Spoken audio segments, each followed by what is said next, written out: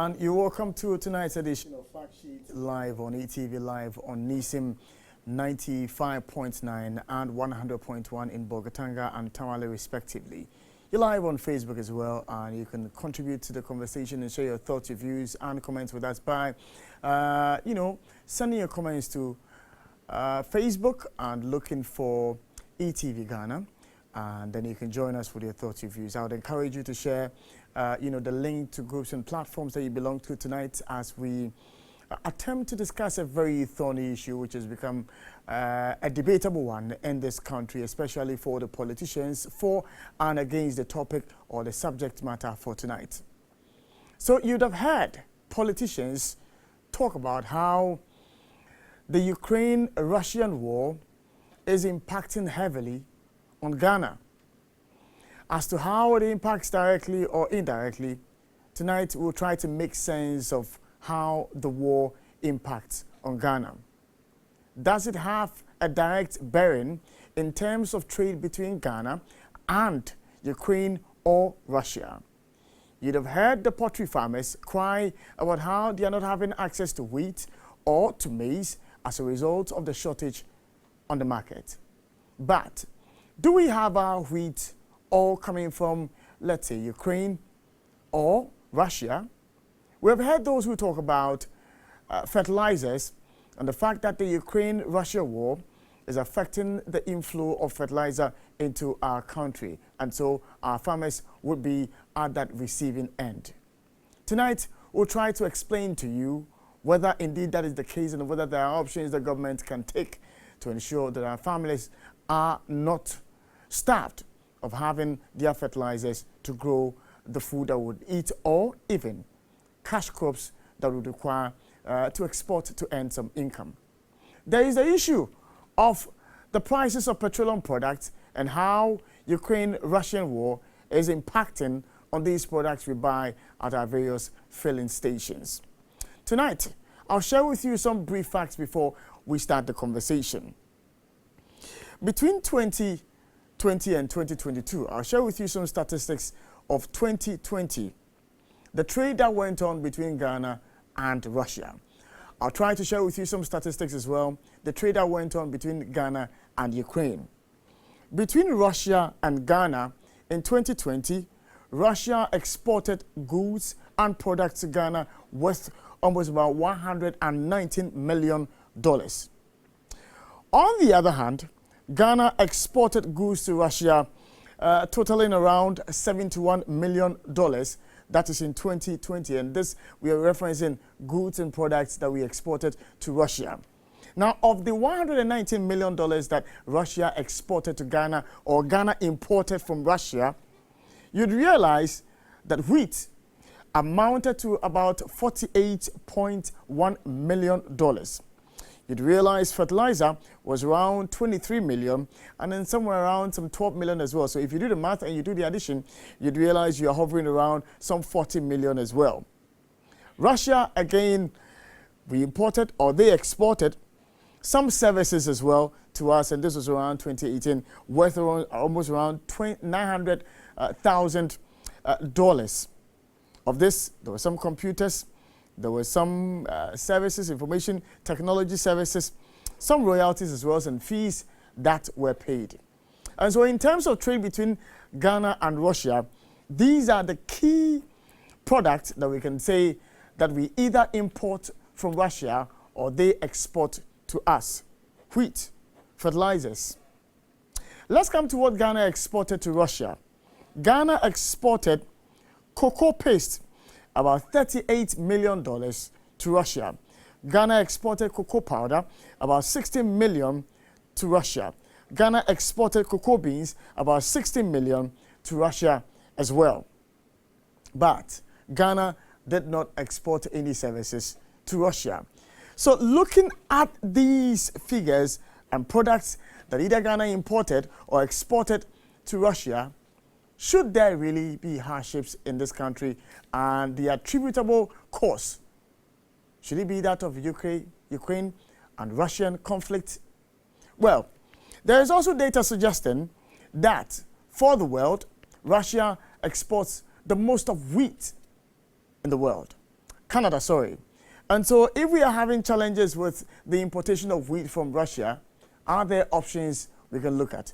We'll share with you some data and analysis as to alternatives that are available to government if indeed we are talking about these concerns. Remember, there are concerns about food shortages and the rising prices of commodities in this country.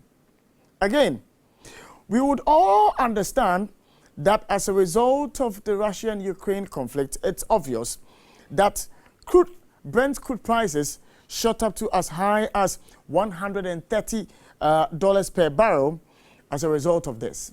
And so it's translated into the prices for which we buy crude at the various pumps.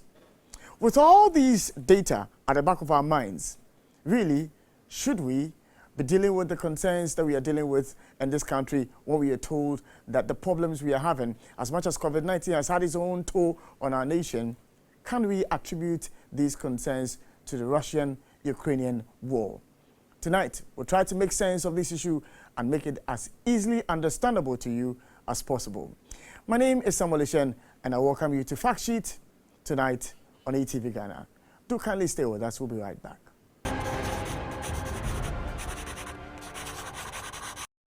And you're welcome back to Fact Sheet live on ETV, live on Facebook as well. You can join with the handle ETV Ghana, share your thoughts, your views, and your comments with us. And if you do have a question, we'll be glad to answer them for you as we discuss this matter. You can also follow us on Nisim 95.9 in Bogotanga and 100.1 in Tamale as well. And if you're following us on Facebook, Twitter, or Instagram, we encourage you to share the link on various platforms and groups you may belong to. So on Telegram, on WhatsApp, on Instagram, on TikTok, we'll be grateful if you share the link for us. My guests tonight to help me have a better understanding of how the Russian-Ukraine war impacts either directly or indirectly on Ghana are tonight Dr. Adu Owusu-Sarkodie, who is an economics lecturer at the University of Ghana, and Professor Lord Mensah, who is a lecturer at the University of Ghana Business School, joining us via phone. And they would help me try to understand the issues therein when it comes to the Russian-Ukrainian war and how it impacts on Ghana. Doc, good evening. Good evening, my brother. It's good to have you in the studio. It's good to be here again. Yeah, it's been a long time. Yeah. Professor Lord Mensah joins us via phone tonight. Prof, good evening. Good evening to Alex. And I'm hoping you're doing well tonight, sir.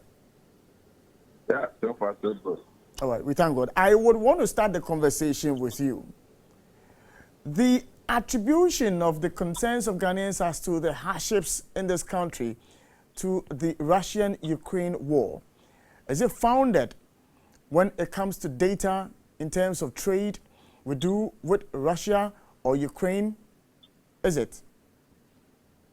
Yeah, sure.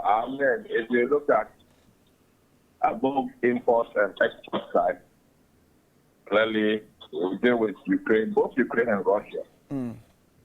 And I can give you the breakdown of the quantum of export that we do to Russia, and then the quantum that we import from Russia, and that of Ukraine on both sides. And clearly, it tells you that on the export side, we're doing about 11.92, is about 12% of our total, import from, Russia. Okay. And that of Ukraine is about 8% thereabout. It's, in terms of value, we're looking at 99.8 million as of 2019. And so it tells you that indeed, there seems to be a trade going on across this country. But then let's look at, both Ukraine and Russia. As we speak now, Russia, I don't think, trading with Russia will be a problem as we speak now. Because if you look at the entire war, it's Ukraine that is at the receiving end. So if you are saying that in terms of pressure that has been mounted as a result of the war, Ukraine is suffering more than Russia. Russia, as we speak, because of the European ban, in terms of trade and all those, I think Russia will be prepared to open up for other countries. Because that's how I see it. In a way, Russia is still facing the other countries, apart from the Western world that has stopped dealing with them. So effectively, if we still want to go on, as far as our export is concerned, which is about 5.2% of our total trade, total export, then it tells you that, yes, we can still go on with Russia. And the importations that we do from them. So, trade in itself has a way of, getting to us as far as, the impact of the economy is concerned. But then also, if you look at the Ghana portfolio of international trade that we do, clearly, Russia's one is an Ukraine one. It gets a small portion of it. So if we are assuming that on the export side, you are doing a total of, let's say, 5.5% of the total trade between the two countries. Okay. And then the import side, you're doing about, let's say, 20% between the two countries out of 2019. Then the 80%, you can still go on with them.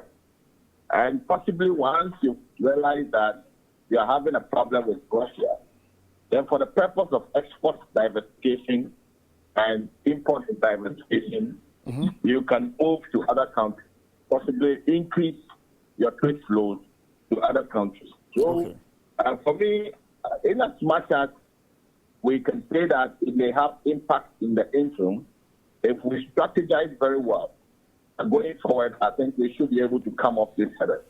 Because the impact, I don't think is that much. If we strategize very well within the next 1 year, we can make room for some of the losses that we're making now as far as these two countries are concerned. So for me, it's not a hopeless situation. It's something that I can hope for something out of it if we strategize very well. Now, give us a sense of these products, goods or wares that we are trading. I think that there seems to be a feed of your background. Okay, all right. We'll try and get that rectified even as we have the conversation. But I'm hoping that you can hear me clearly. Yeah, I can hear you now. All right. So I was asking that what are these products, goods that we trade between Russia and Ghana that you think that it's not a matter that we should be too concerned or worried about as Russia is still open for business? Well, if you look at the export side, I think the export side, we do a lot for them. I can see cocoa, I can see oil seeds, I can see, so you can break them down, just that they are not in large quantities. The largest one is cocoa, which is about 7.36 million that as of 2019 that we're exporting to them. But then on the import side, we import more.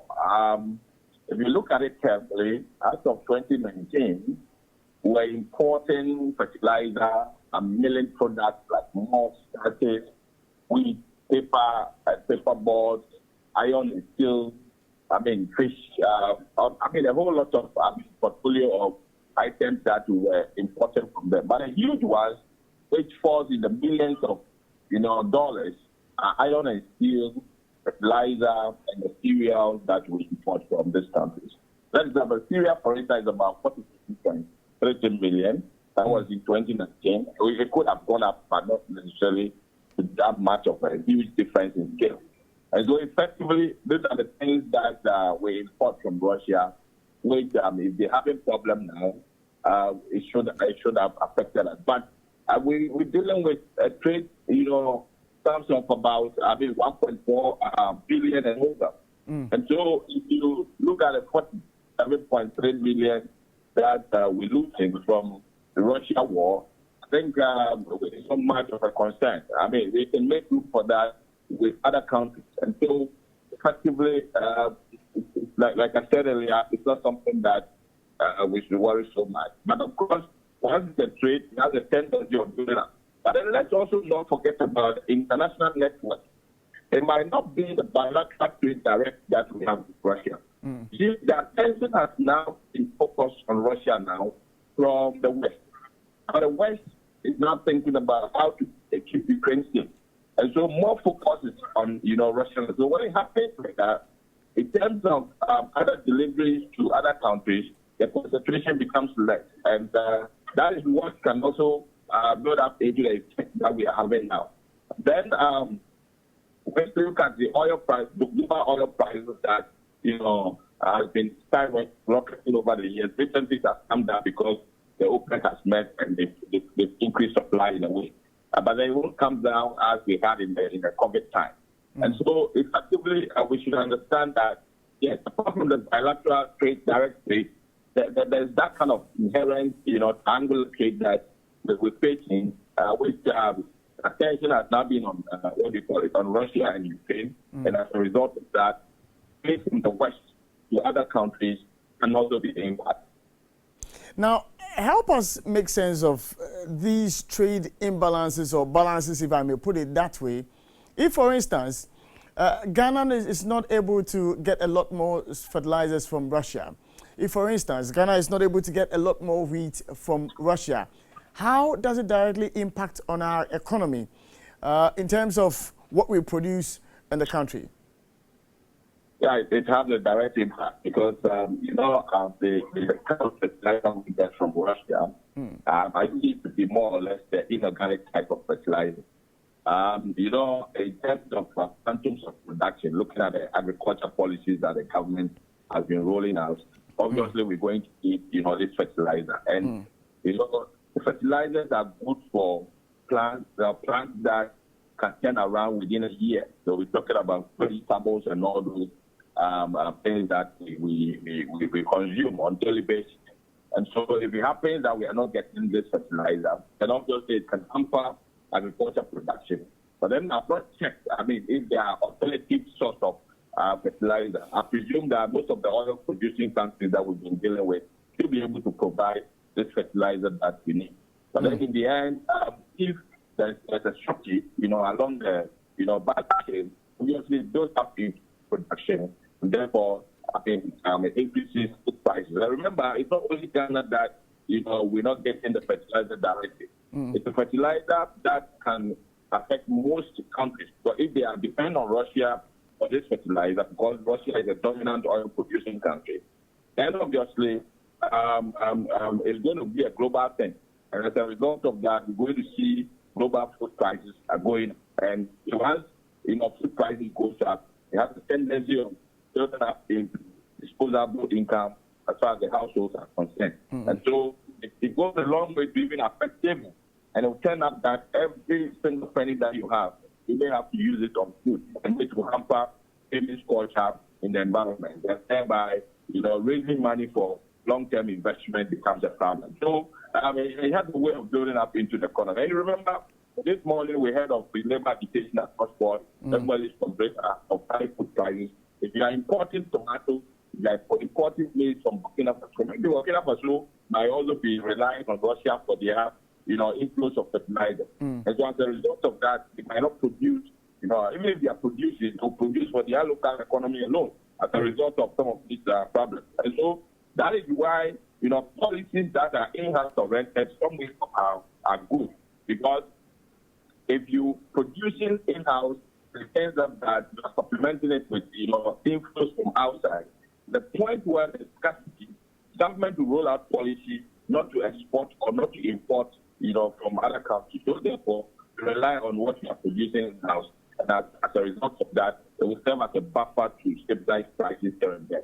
But what do we see? We've had agriculture policies, going up here and there. And I always say that if it's a policy that is targeting, food that we consume in this country, like yam, maize, those staples that we consume, soya and all those, we shouldn't have problems with the prices of those products. And I think the policy is not making impact. And that is why we see prices, going up.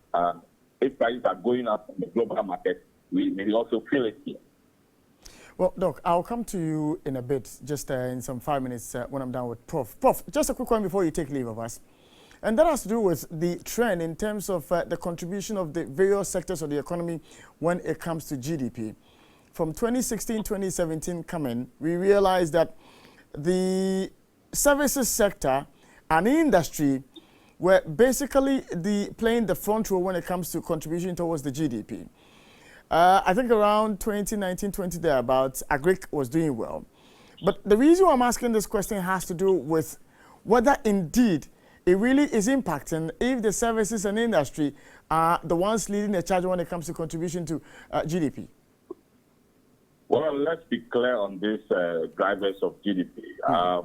If government is spending in an area, they have a way of building up into GDP, not necessarily businesses spending, not individual spending. If you look at the expenditure approach of reporting GDP, you realize that 2017, 2018, 2019, thereabouts, government was committing more to agriculture. And it's reflecting the budget or the ministerial allocations of the budget. And clearly, it tells you that one government is spending, it will be captured as, growth in GDP. But then in the end, it might not necessarily generate the output that is expected. So those numbers sometimes I'm careful when I'm relying on them. Prof. I always want to see the ground impact. Just the final one. Do you foresee things deteriorating in terms of our ability to pick up as a nation? Yeah, when it comes to preparation for shocks, if I say shocks, global surprises and, country-specific surprises. So we're looking at Ghana surprises. I think as a country, we are not that ready that much. You realize that any time there's a shock, you look at the COVID, and then you look at the Russia situation now, and you could see we are having a direct impact. And a country that is well prepared, when there's a shock like that, it takes time before the impact is felt. Because at the point where there are surprises, you start relying on your buffer. You start relying on your insurance, which may come in a form of buffer.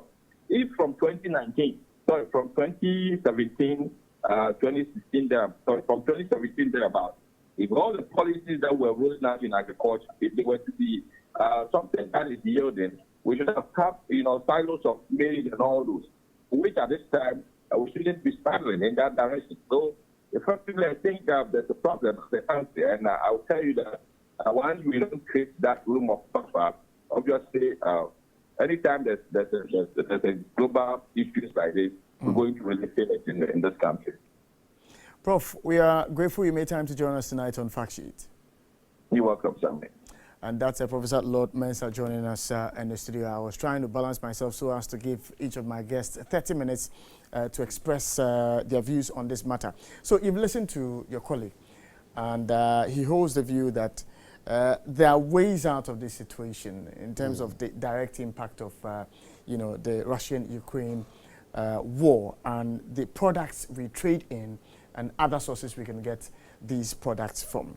Now, I was looking at the quantum of wheat we imported in 2020, about $48 million of wheat we imported. I was looking at fertilizers that we imported into the country. And as we go along, I will just try to share with our viewers countries that are alternatives that we can look at as a nation, if indeed we are seeing that the Russian-Ukraine war is impacting us. So with these figures, 48 million of wheat, about 35 million of fertilizers and all, are there no options for us if indeed we are seeing that wheat is impacting on our economy and that is shooting up the prices of these products on the market? I think it's a question of the taste. Sorry, I've got a little cold and cough. All right, that's fine. So it's about the taste that the Ghanaian consumer has developed for certain types of wheat, fertilizer, or what have you. I listened to somebody who bakes bread in Ghana in an interview, and he said that, so the host asked him, is there no alternative? Perhaps the host was referring to the local production. And he said that during COVID, he tried it, and nobody bought the bread. He tried using local wheat or local products like cassava, you have corn, to bake his bread. He finished, sent it to the market to sell, and then his customers were complaining Why different taste? Why different taste? Why different taste? So everything that comes to the kind of taste that we have developed for these items, perhaps the best option is for us to look inward, to encourage the wheat farmers in Ghana to produce on a large scale so that they can make the substitutes for the wheat that we import from Russia. But if they make that move, are we going to buy that kind of bread? That is a multi-million-dollar question for all of us to answer. So the taste that we have developed, it is really, really difficult to change consumers' taste. If they find alternative, how are they going to fare on the market? And nobody wants to lose his business. Nobody wants to lose the market share. So this baker concluded that he will continue to depend on the wheat that is imported from Russia, even if it came at a higher price. That is his position. And I don't think it is the good position that we should find this economy in. We have to find the alternative. Let's try and have developed taste for our own product. There has been a number of government programs to instigate or to instill the domestic taste for our product. We have talked about the school feeding programs.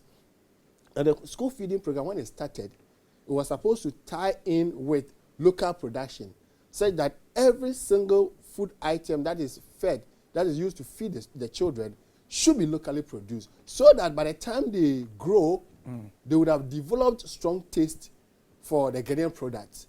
So as we are talking about Russia war and the wheat prices and all that, the biggest question is the taste. If the taste hasn't changed, you can run to Canada, you can run to Germany, you can run to France, you can run to within Africa, Nigeria or Cote d'Ivoire. If you import them here, I'm not sure you're going to have the market because of the kind of taste that we have developed. But all hope is not lost. We can go back to the school feeding program directive, where we make sure that every single food item there is locally produced. Then we can pick up from there. It is very difficult to change people's taste. When somebody has developed a taste for something, taste for iPhone, taste for jacket, taste for shirts, it's difficult to change it. But we don't have to sit down and fold our arms as a country. We need to pick the policies one after the other and develop it well. So if you ask me for the alternative, I think that the question is the taste.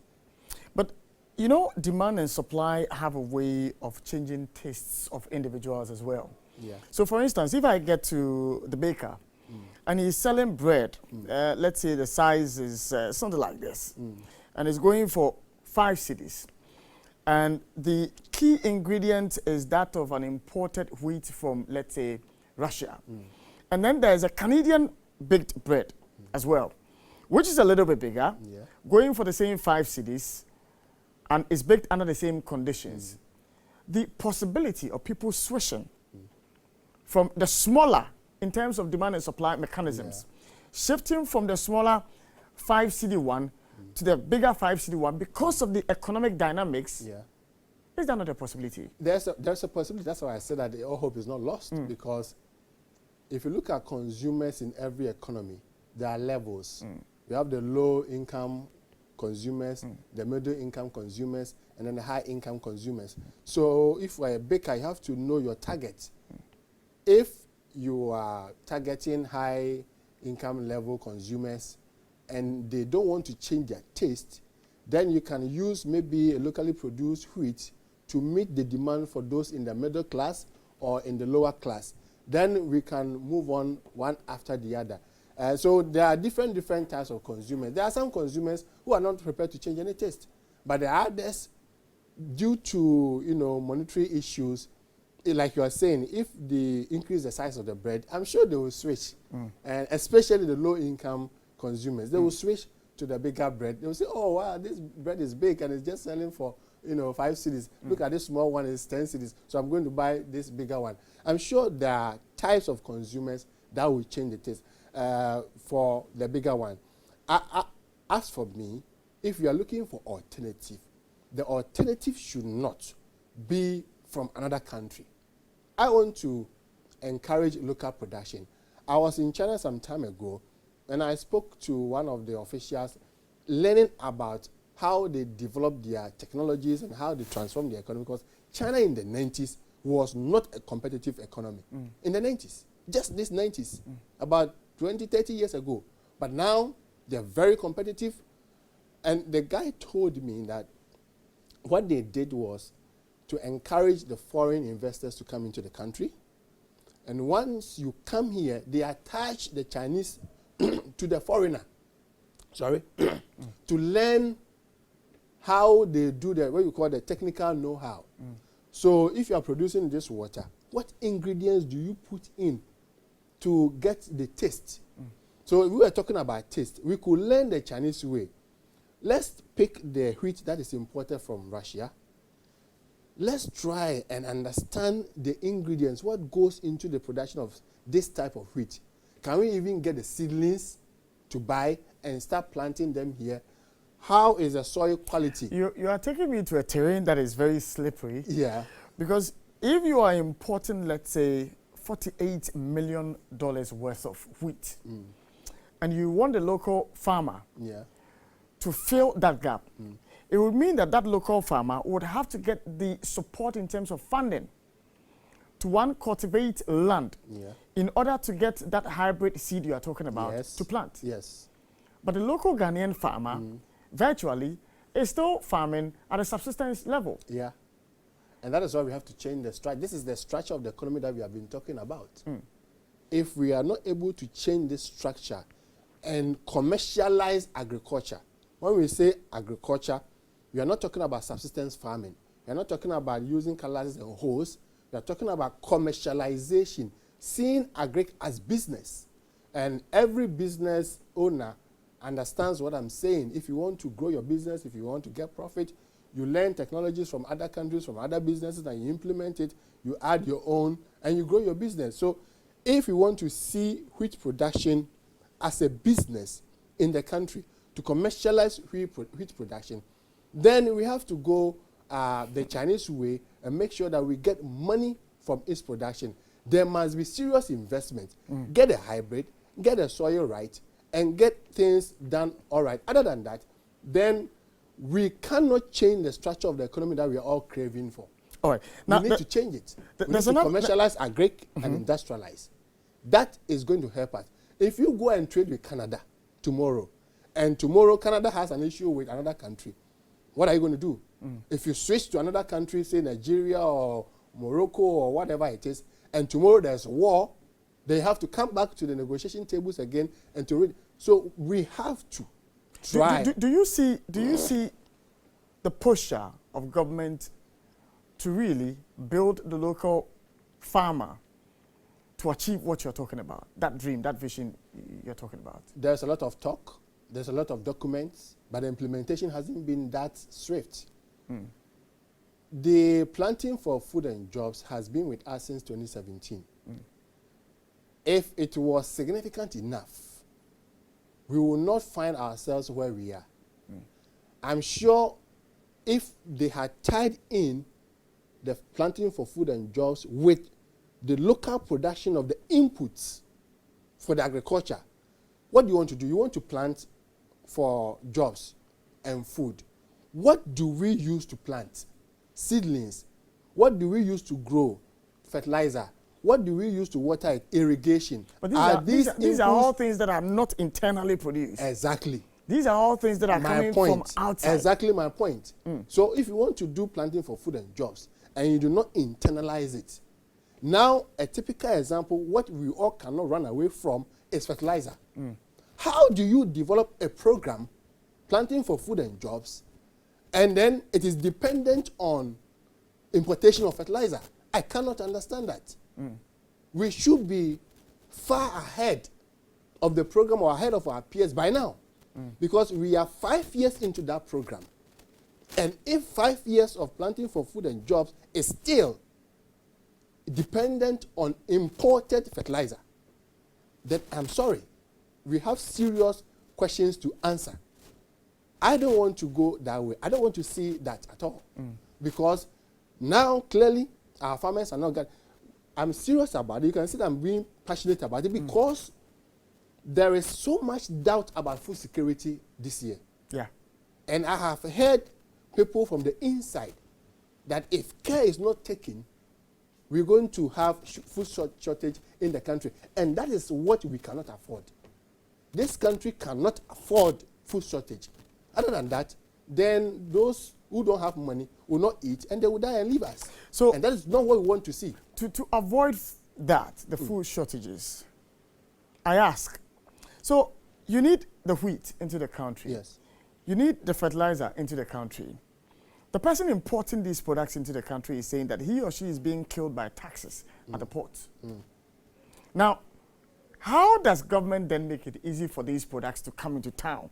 For the time being, let's say between the short to medium term, when the planting for food and jobs is hinged on imported fertilizer, how does the government make it possible for that individual bringing in the wheat to lessen his cost of importation so as to also reduce his cost of selling the product to us who are going to refine them into products like bread and co to give to our customers? Is there a possibility for government to look at the taxes on these products so as to allow for more inflow of these products into the country?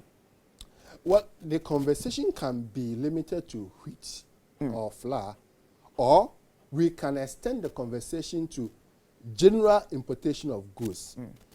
Whichever way you look at it, I'm not sure the government position is to reduce any import duties. I'm not sure. Okay. Why do I say that? I'm saying that because of the reversal of the benchmark values. Yeah. When there was this 50% and 30% on cars, AGI, Association of Ghana Industries, also rose up and spoke against it. That policy was killing their industries. On one hand, government did not get the revenue that they intended to raise, and so the government had lost. And the government also lost on the fight to promote, the fight against importation or to promote local industry. So government lost on both sides. So AGI's position, as I have listened to them, they don't want the benchmark values. If imports are, of course, there are some imports like intermediate goods that we need them. So we can reduce the import duties on those items that we critically need them, that we cannot locally produce them. But those that we can produce them here, I'm not sure we should reduce any import duties on them. If somebody goes to the market and wants to import wheat and it's at a higher price, the person may likely look at the locally produced one. And that is why if the local production is not in existence, how can they be substitutes? You cannot use something as a substitute when it's not in existence. Sure. So we are preaching local production. Meanwhile, the local production is not in existence. It's not there. All right. If we need to fill that 48 million gap right now, how are we going to fill the gap? And so the problem is very huge. And we need to start dealing with them one after the other. First of all, we still need a local production to tie in with the industrialization. So what do? You make sure that what consumers have developed taste for, you try to produce a similar one locally and start shifting or changing the taste gradually. And then with time, we will get there.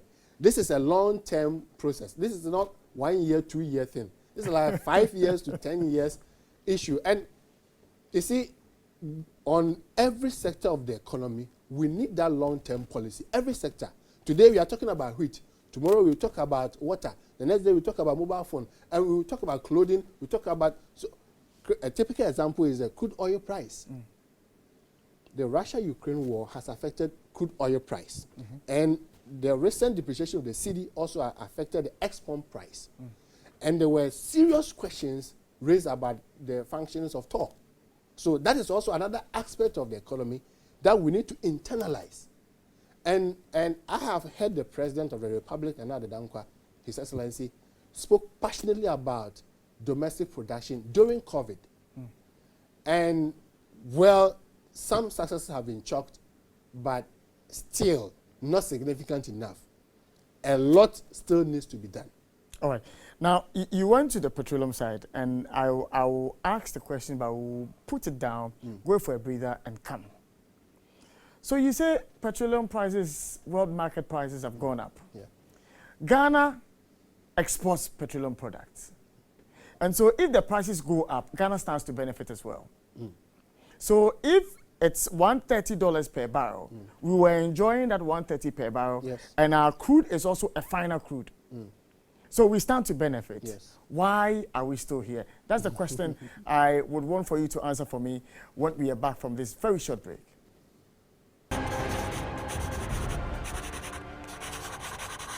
And you're welcome back to Fact Sheets live on ETV, live on Facebook, Twitter, and Instagram as well. Live on Nisim 95.9 in Bogotanga and 100.1. So, Doc, my final question I asked before we went for the break, and that's my final question before the show comes to end. We have some 6 minutes to end the conversation.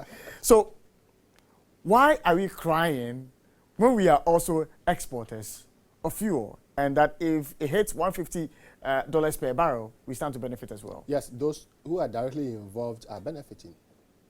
And those who are not directly involved are not benefiting. But we are directly involved. The government is directly involved, not the individuals. The oil that we produce in the country belongs to the state. It doesn't belong to any individual. It doesn't belong to you and me. Of course, we have GMPC taking the interests of government on behalf of government. But as I understand it, the crude oil is not given to government physically. It is sold on the market, and then government takes its share of the money, not its share of the crude. So everything is taken out to sell, and then government takes its share of the revenue. So the government has gained. The budget for this year was $62 per barrel.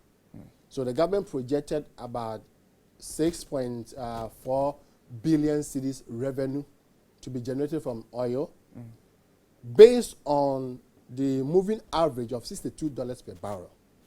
Now we are doing about $130 per barrel. So government is gaining more than 4 billion Ghana cedis more.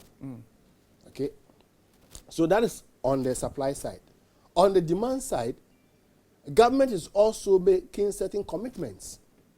And so I was on another platform today, and I said the finance minister said that gain is eroded. And I'm saying that, was there a gain or not? Yes, there was a gain. So then we can move on to the next question. If you say you have used the gains for something else, then it's a fair argument. But was there a windfall or not? There was. There was. Or there is still, because we are still in the year. Yeah. Because that gap of our $40 per barrel is still a benefit to the government. But if the government says, well, I also have certain commitments, like importing anything in dollars because of the cedi depreciation. Now you need more cedis to pay for the same item. And so the government is also like contracts. If there were certain contracts in dollars, the government has lost because of the cedi depreciation. Therefore, he has to use the windfall to make up for the loss. And so, was there a windfall? Yes. Has government used it for something else? So they say that they have used it for something else, making certain commitments, importation commitments and all that. So on the government level, it is possible that they have gained. But when you look at the balance of payment, you remember that the balance of payment does not record the transactions coming from government alone. True. It records all transactions in the economy, be it private or public. And so, in as much as there is an upward adjustment because of the increase in the commodity prices like crude, cocoa, gold, and all that, so you shoot up your exports. Remember that we are importing crude. What are we not importing in the country? We are importing onion, we are importing tomatoes, we are importing steel, we are importing wheat, we are importing fertilizer, also in dollars. And so when your cedi depreciates, so right now, if you take a typical example like fertilizer, the price itself has increased because of the war. And then the cedi depreciation has also increased the price in terms of cedis. So if it was $100 and the exchange rate was 5, it will be 500 cedis. But if the exchange rate goes to 6, the same $100 is no longer 500 cedis, but 600 cedis. So you have, on one hand, the war has increased the price in terms of dollars. And then the cedi depreciation has also increased the price in terms of cedis. Yeah. And so your import bill has also shot up. So it is very possible that they cancel each other. It's very possible. And that is why we don't see it reflecting in any aspect of the economy. So the export is going up and the import is also going up. And so they may cancel each other. And so that settles it. The government is saying that he has made some gains and he has used it for certain importations. On the macro front, they balance out the imports and the export. They balance out. They may balance out. I haven't done the calculation, but it's very possible that they balance out because, or they cancel each other because of the increase in import bills and then also the increase in commodity prices. What is important to me in most of the time is how much revenue goes to government. You can record $6.2 billion export of gold, and government gets only $670 million, less than $1 billion. You can export $3.6 billion of crude oil, and government gets only $670 million, less than $1 billion. So you can export all that you want and record it in the balance of payment books sitting at the Bank of Ghana. You see huge figures, $6 billion, $3 billion, whatever billions of dollars. How much comes into the public purse? It's less than $1 billion from gold, from crude and all that. So it is very tricky to look at just the balance of payment, but it's also very important to look at what comes into the public finance.